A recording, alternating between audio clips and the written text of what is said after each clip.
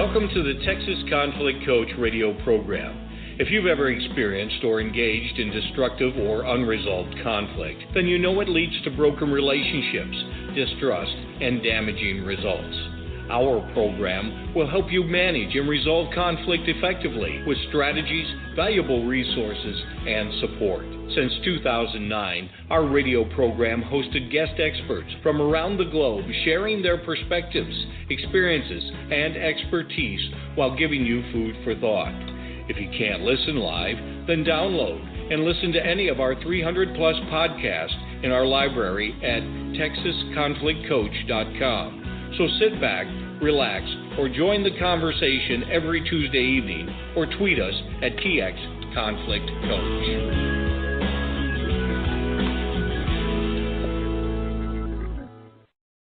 Hi, this is Zena Zunetta, and I am host tonight. You've heard it before or maybe experienced it yourself, family feuds and inheritance battles after your elder loved one dies. In our series, When Families Collide, we will focus on a guidebook called Mom Always Liked You Best by mediator, trainer, and co-author Arline Kardasis. This practical book provides a treasure trove of do-it-yourself mediator skills for those with no previous training in conflict resolution. Arline will share some of the tools and strategies that have proven effective for family members wishing to get past entrenched disputes. Learn how to move forward to make essential decisions that can positively impact the lives of aging parents, improve the relationships among adult siblings, and protect family harmony for future generations.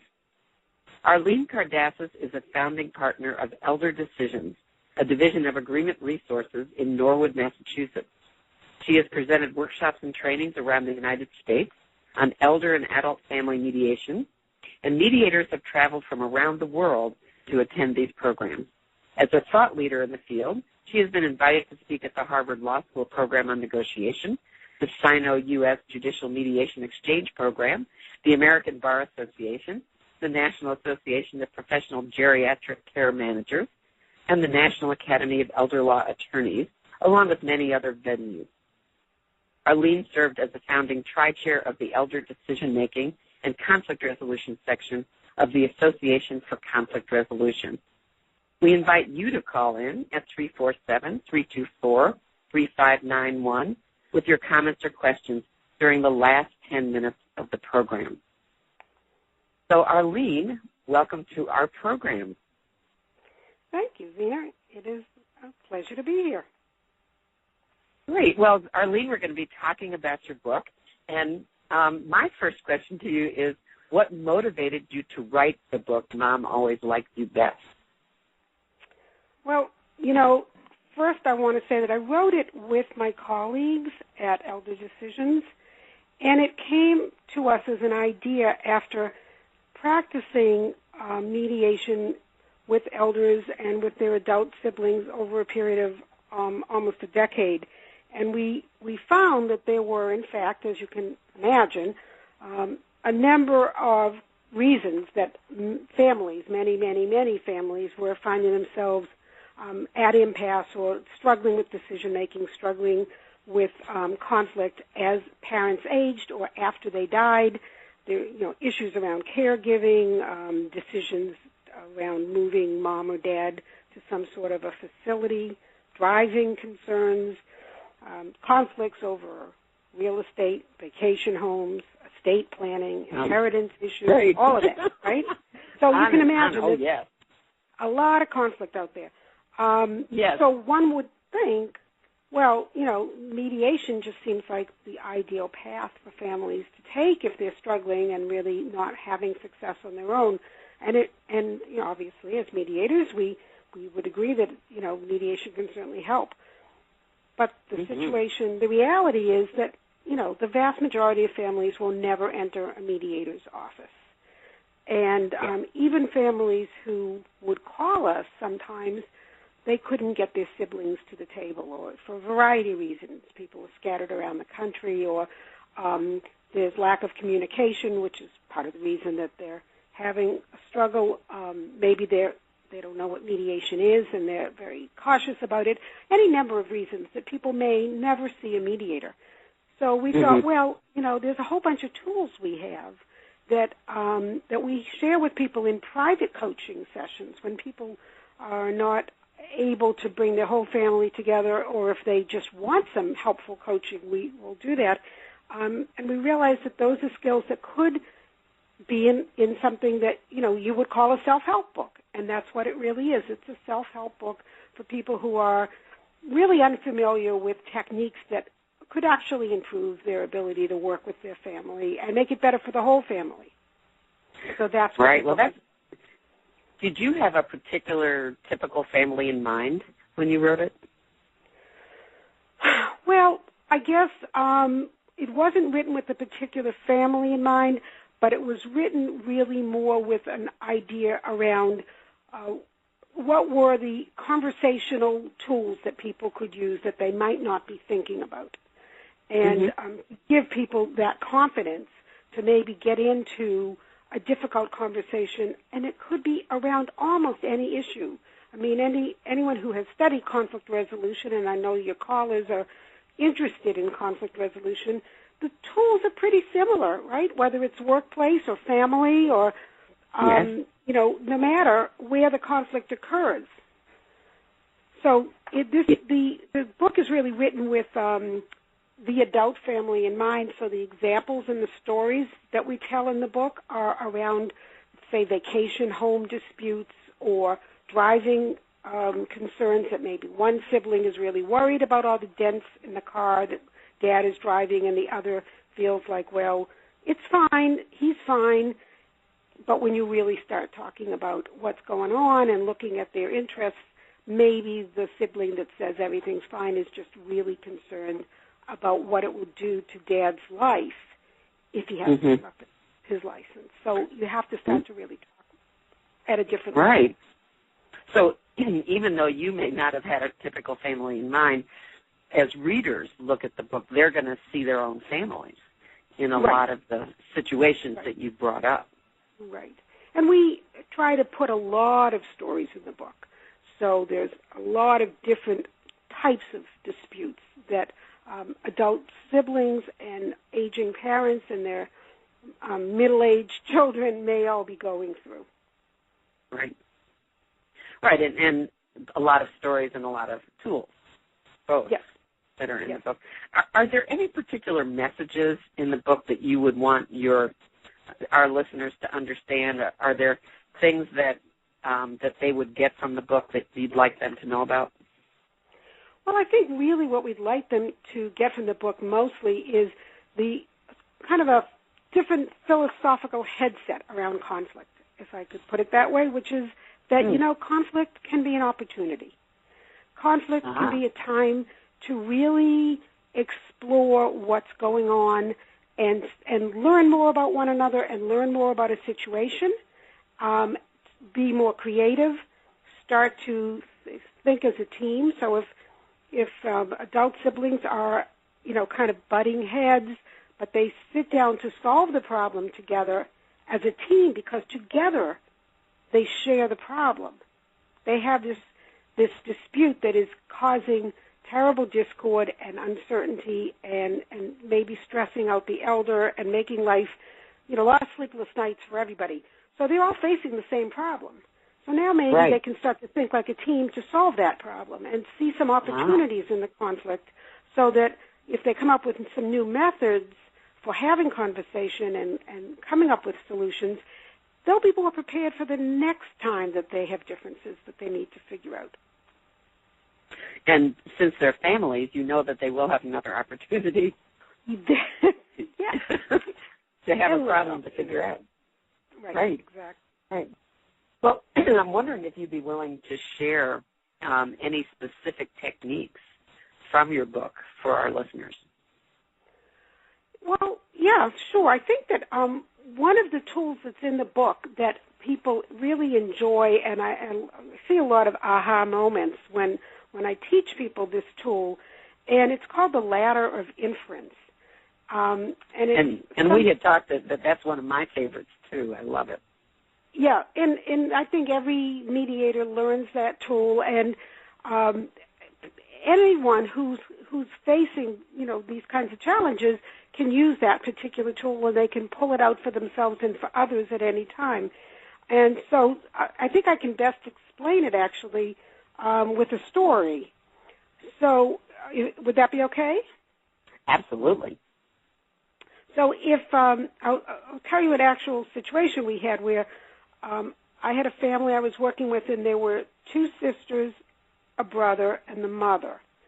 And the two sisters lived at quite a distance from the mother and brother. And the mother and brother spent a lot of time with each other. The mother was in an assisted living, but the brother was there every single day and took her out every day.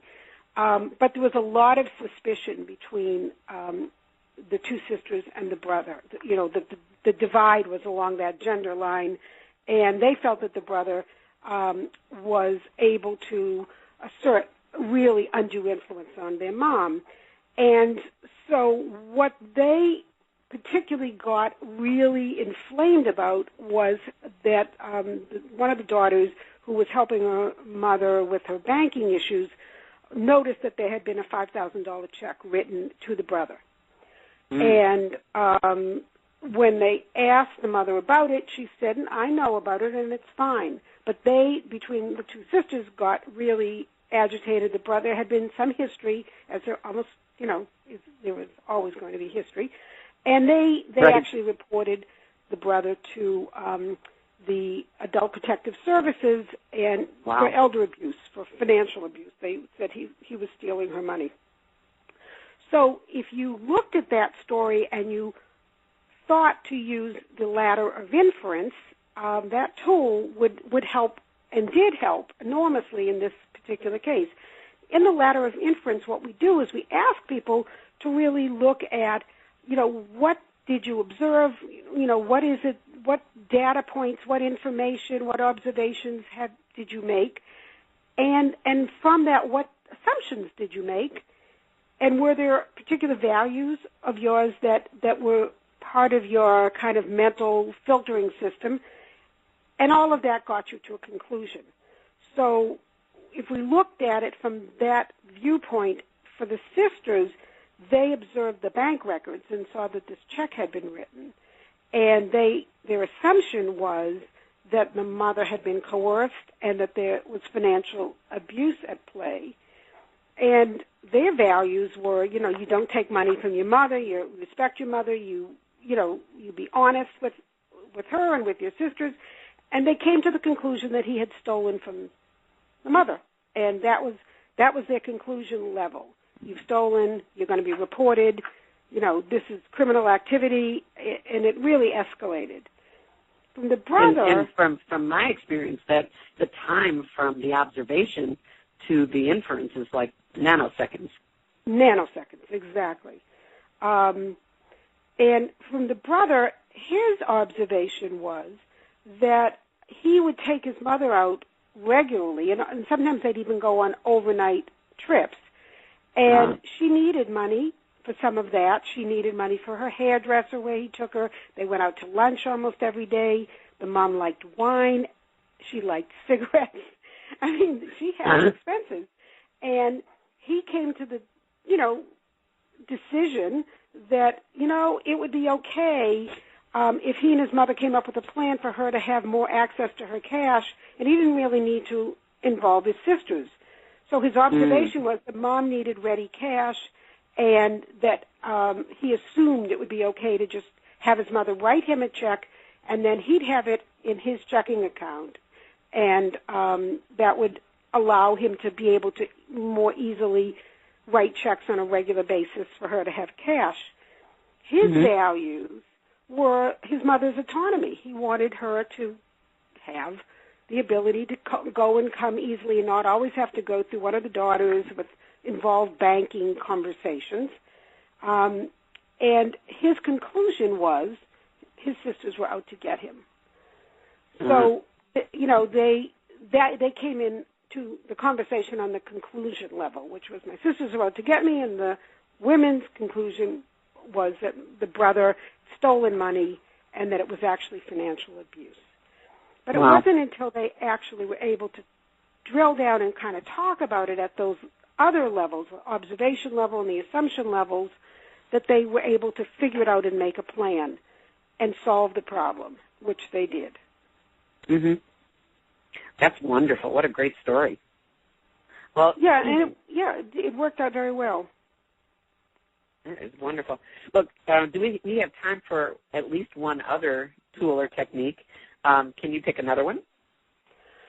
Sure. I guess the other one that I would talk about is how to structure a productive family meeting. That people think, sometimes the problem can really be structural. That thinking carefully about when you'll meet, where you'll meet, the time of day that might be involved, whether you're going to meet in a neutral location or, setting it up with a lot of careful thought around the meeting itself and being prepared for the meeting, so that if you've got important topics to talk about, you work together ahead of time and figure out what are the topics we want to discuss, how much time are we going to set aside to do it, and make it a meeting that people come to really energized around the idea of working as a team and coming up with some resolutions, so that being able to really think about the meeting itself can be very helpful. And we devoted a whole chapter to just the ideas around creating a productive family meeting, both in terms of the setting for it, the preparation for it, who's going to be there, where is it going to be located, how are you going to make sure everybody's comfortable for the meeting so that nobody's getting overtired or hungry, or all of those kinds of considerations that would go into having a productive meeting. And in fact, we made that chapter, which is chapter 10 of the book, is available for free download on the book website, and I know you're going to give that address later. So people should know if they want to read the chapter on family meetings, they can do that. So you might as well give it out now as well. Okay. So the website is the name of the book, MomAlwaysLikedYouBest.com. Oh, okay. So that's wonderful that particular chapter is available for downloads, and it sounds like what you're really suggesting there is planning, is really good planning for the meeting. Yes. Right, exactly. And really thinking even about who's going to be there. Will spouses be included? If not, might they be included in a later meeting?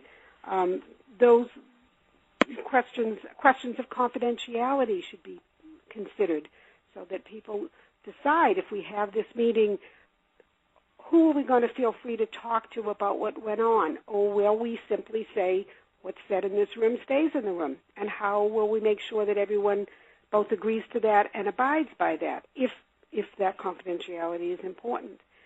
There may also be a need for outside advisors to be involved, either at a first meeting or a later meeting, and who might they be?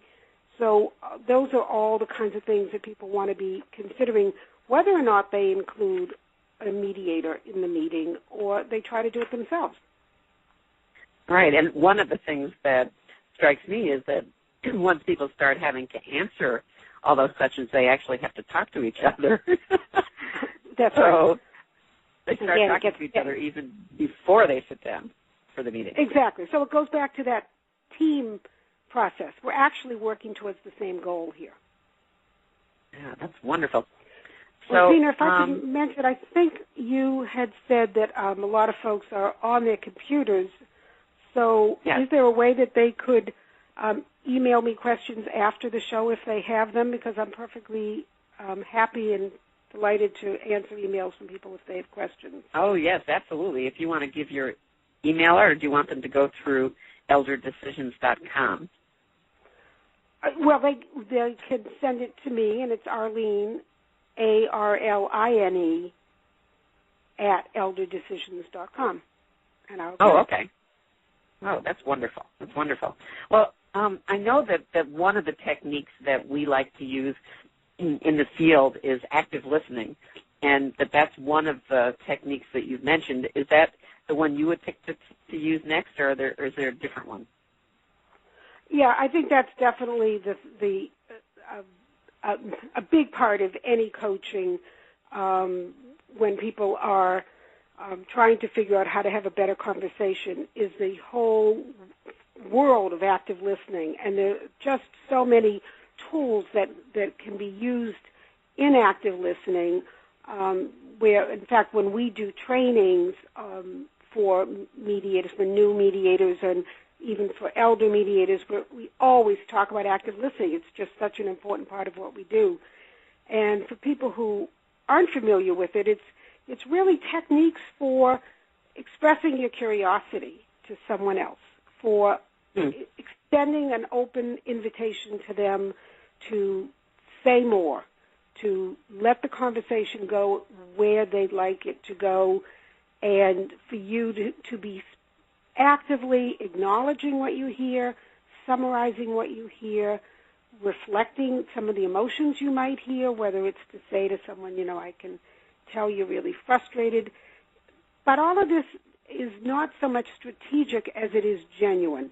You need to kind of approach active listening with the genuine mindset that I'm going to hear something I haven't heard before, or I'm going to hear something I've heard before, but I'm going to hear it in a new way, and I'm going to learn something I maybe hadn't gleaned from it before. So it's an open mind and a curious. I think that's so important, that open mind. Yes, absolutely. I think a lot of people who hear the term active listening worry that it could be very rote. Right. Right.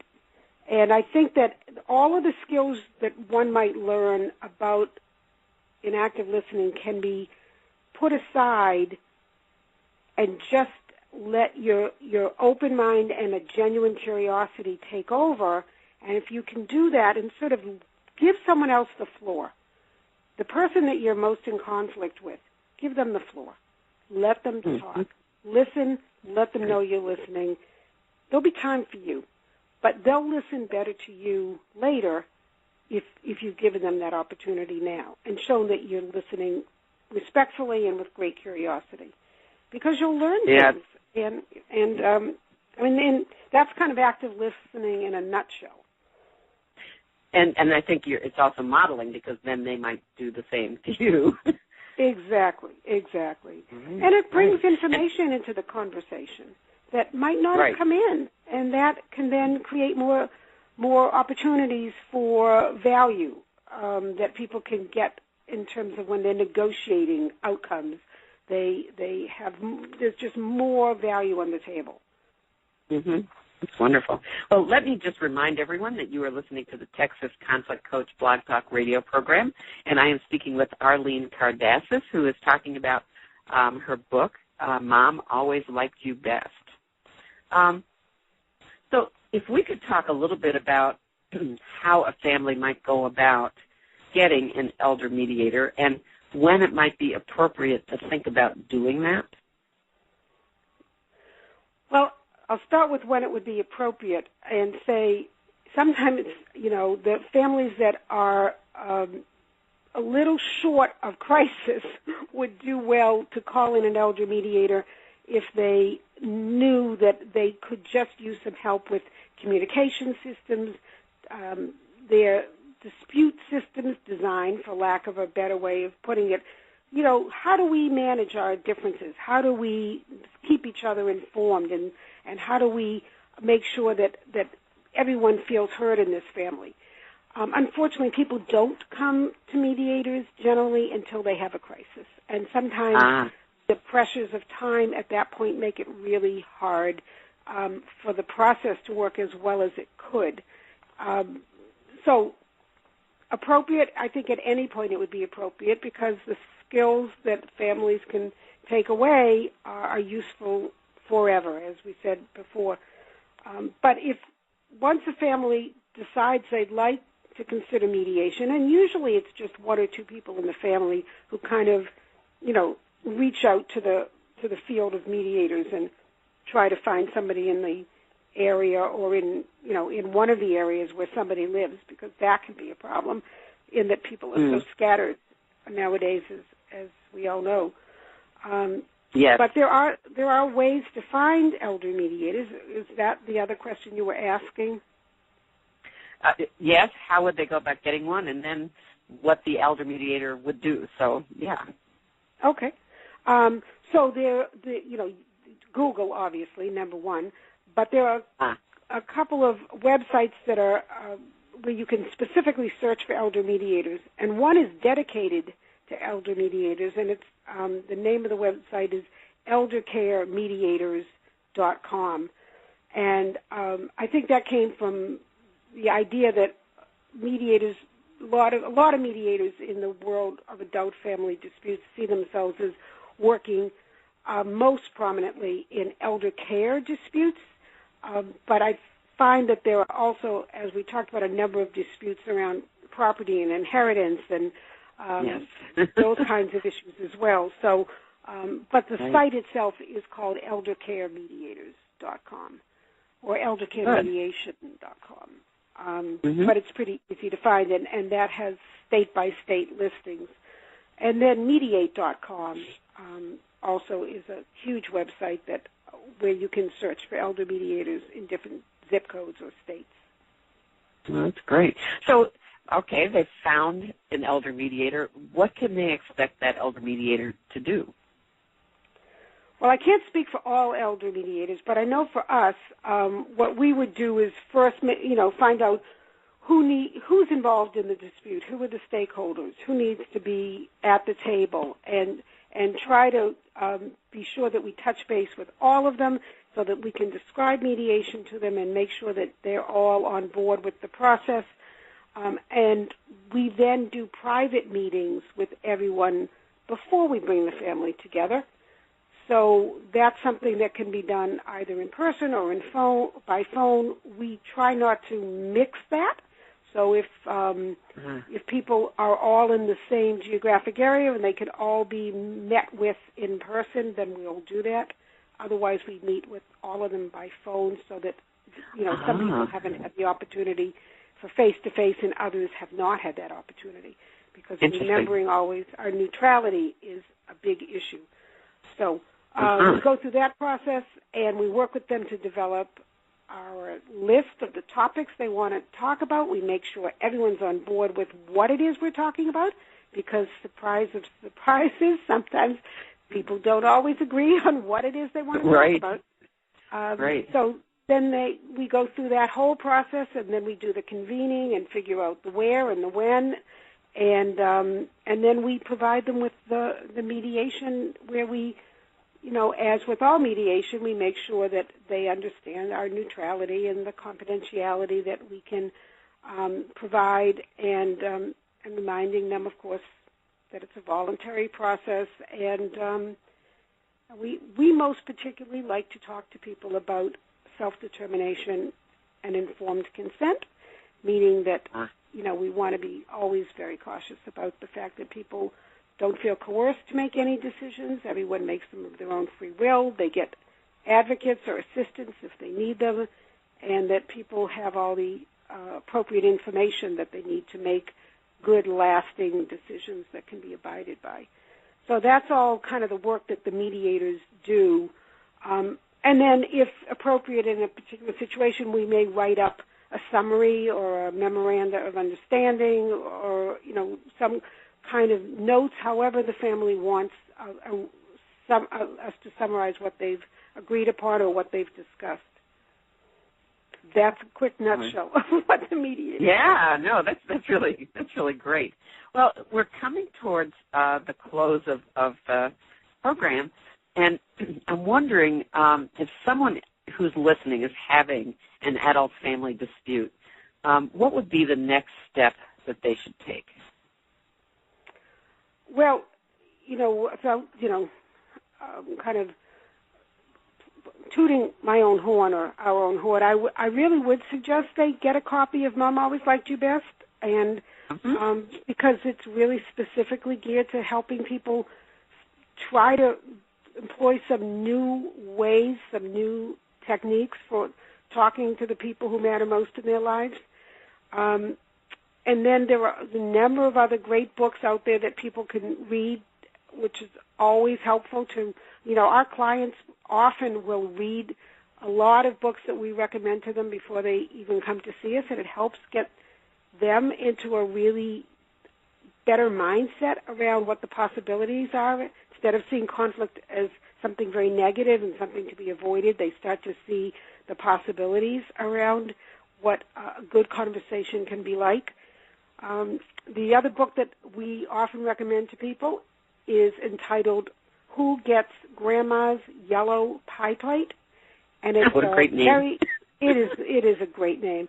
It's a very user-friendly workbook out of the University of Minnesota, and it really just goes through all the ways that one could think about dividing precious family heirlooms, personal property, whether it's emotional value or financial value that causes people to get into the grab mode after someone dies and cause a lot of conflict around, the personal property that hasn't been left in a will, but that people have tremendous memories around and can get into some serious, arm wrestling about. So Who Gets Grandma's Yellow Pie Plate is extremely useful, helping people think about all kinds of techniques for dividing personal property. Oh, that's wonderful. So 2 great books with great titles, Mom Always Liked You Best, and then Who Gets Grandma's Yellow Pie Plate. I love both of the titles. So I'm assuming that on your website you also have other resources that people can find out about. And then the 2 websites are elderdecisions.com and momalwayslikedyoubest.com. So my last question for you is, do you have any final message that you could leave with our listeners? Well, Zena, what I would like to say to our listeners is, you have more capacity than you might imagine to be a better listener and to create opportunities in the face of conflict within your own family. You really can be of help to yourself and your family if you apply some very basic mediator skills to your own situation. You find that you're able to have more productive family discussions and more thoughtful decision-making around critical issues if you bring some skills to the conversation. Oh, what a hopeful message. That is really wonderful.